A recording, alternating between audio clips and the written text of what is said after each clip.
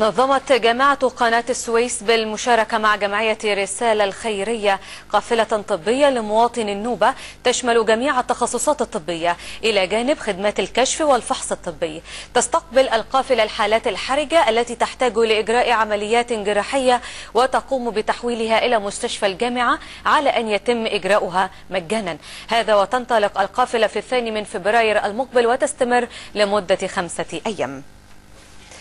واصل العشرات من العمال الحرفيين وقفتهم أمام مصنع عز للحديد بالمنطقة الصناعية شمال غرب خليج السويس بعد أن قامت الشركة بالتعاقد مع عمالة تايلاندية بدلا من العمالة المصرية، حيث قال العمال إن قرار الشركة بالتعاقد مع عمال حرفية تايلاندية بدلا من الاستعانة بالعمالة المصرية يعد قرارا تعسفيا ضد العمال المصريين على حد وصفهم.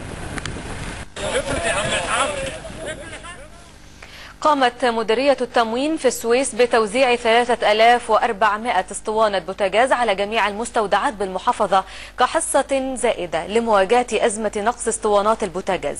كما أكدت المديرية تشديدها الرقابة على المستودعات لمنع تهريب اسطوانات البوتاجاز وبيعها في السوق السوداء.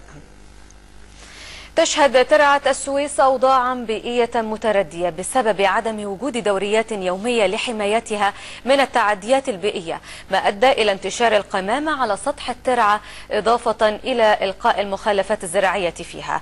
وكان من شأن ذلك التسبب في انهيار أجزاء كبيرة من الترعة. وتلقت محافظة السويس عشرات الشكاوى من المواطنين يطالبونها بتنظيف الترعة وتشديد الرقابة عليها حفاظا على حياتهم من انتشار الأمراض.